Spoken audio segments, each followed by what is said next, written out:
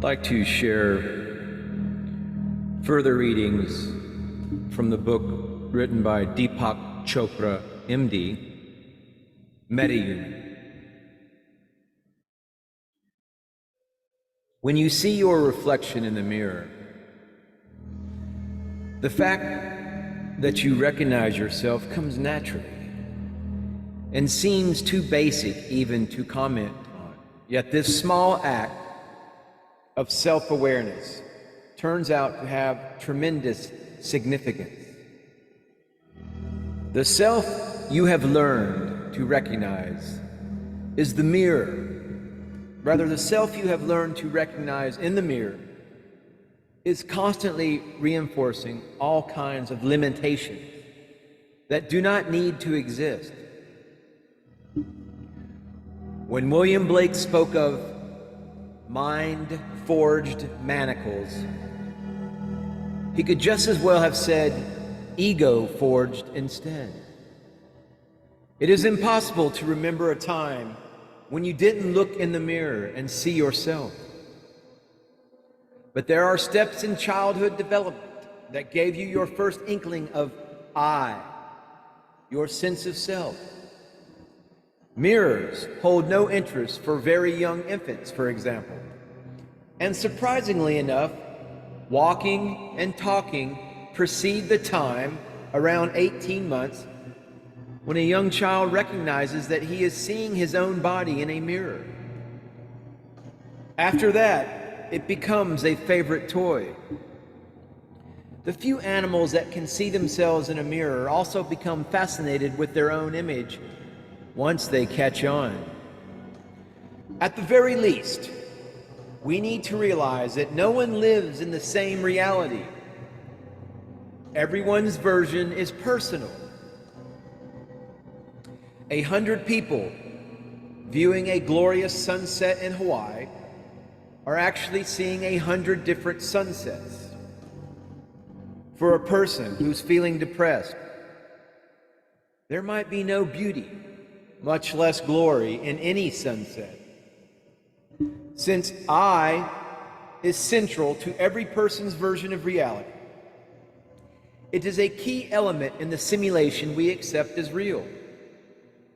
And until we can know ourselves beyond I, the illusions of virtual reality will keep us in its grip. Illusion is a loaded word. Society disapproves of someone who is under the illusion that nobody else in the world really matters. We call this an inflated ego, or solipsism. But the illusion that love conquers all, which everyone believes if they happen to become deeply infatuated, is an illusion we'd all like to believe in all the time. Falling out of love, which replaces illusion with reality, is quite painful. A mix of pleasure and pain characterizes I. On the pleasurable side, discovering their identity makes little children exultantly happy. The terrible twos reflect a rampant display of egotism, where the child asserts, "This is me. Pay attention. I am here." The terrible twos are notorious for being a maddening time for parents, because the naked assertion of ego is obnoxious. More important, it is unrealistic. You can't survive in society if you run around demanding that the world pay attention to you all the time, or even most of the time. Adult life is a compromise between getting what you want and going along with social norms, between an all-consuming I as the center of the universe and a muted I that's a small cog in the vast machinery of society. The balance isn't easy to live with, and countless people fall into the trap of feeling insignificant, while a few are allowed to aggressively impose themselves on the rest. Psychologists spend their careers mending people's damaged sense of self. But on the road to metahuman, we must ask a more radical question.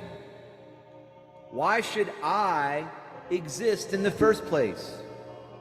It delivers a life of unpredictable pleasure and pain. It isolates us from the world and limits what we feel, think, say, and do.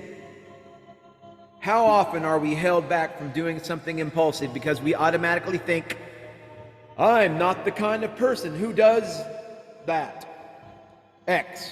That X can be anything from pulling a practical joke to bragging about how much money you earn to running off and joining the circus. Every limitation imposed by I is actually pointless. It serves only to uphold old conditioning from the past. When we see that I is a mental construct, and a very shaky one at that, it becomes open to change. We might decide to do without it entirely once I no longer serves its purpose. I exist to convince you that you are a creature of virtual reality, and that going beyond the simulation isn't possible, any more than a portrait can jump out of its frame. The reason we find ourselves hopelessly entangled in an illusion is that we are totally wrapped up in I and everything it stands for. There's a lot of dismantling to do before I stops ruling a person's life. From our first memories of having a self, I has been our closest companion, and it spends every waking moment glomming onto desirable experiences and kicking away undesirable ones.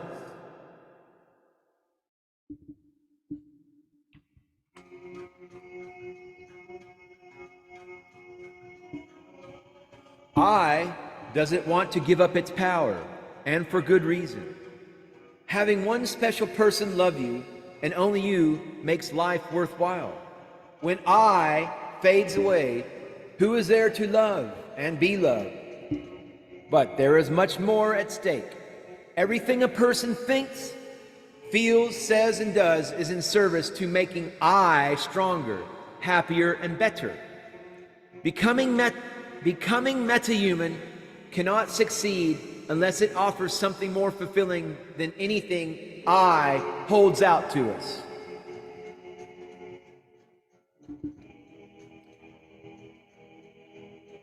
The ego's agenda. At first glance, the ego looks indispensable. How can we abandon something we need to survive?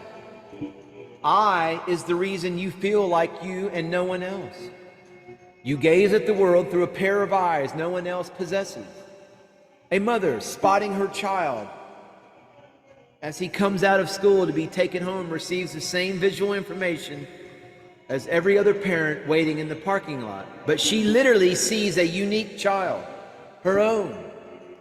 Uniqueness is precious, but it comes with a price. Almost none of us is comfortable being totally on our own. And the prospect of becoming an outcast is very real if you insist on being yourself.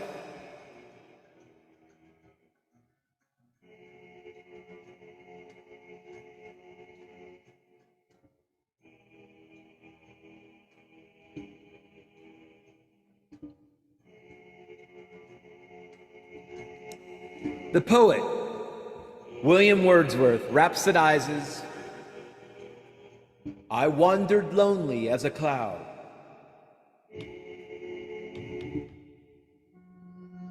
I wandered lonely as a cloud that floats on high over vales and hills. But very few of us view lonely as a positive. When somebody is so selfless that they surrender all personal needs, they're sometimes called saintly. It's more likely, though, that they'll be labeled antisocial or mad. It's hard to believe that someone can be normal and yet totally free of the ego and its need for pleasure and approval. Many spiritual movements denigrate the ego as a burden, a curse, or a hidden enemy of higher consciousness. Ironically, calling the ego your enemy is an ego judgment. Calling the ego your friend is also an ego judgment. Therefore, to say, I want to be without ego, is self-contradictory. The ego is saying that, and it certainly doesn't want to commit suicide. Your very words cannot get you to a place outside the illusion you're entangled in. You can't pluck out the ego like removing an inflamed appendix.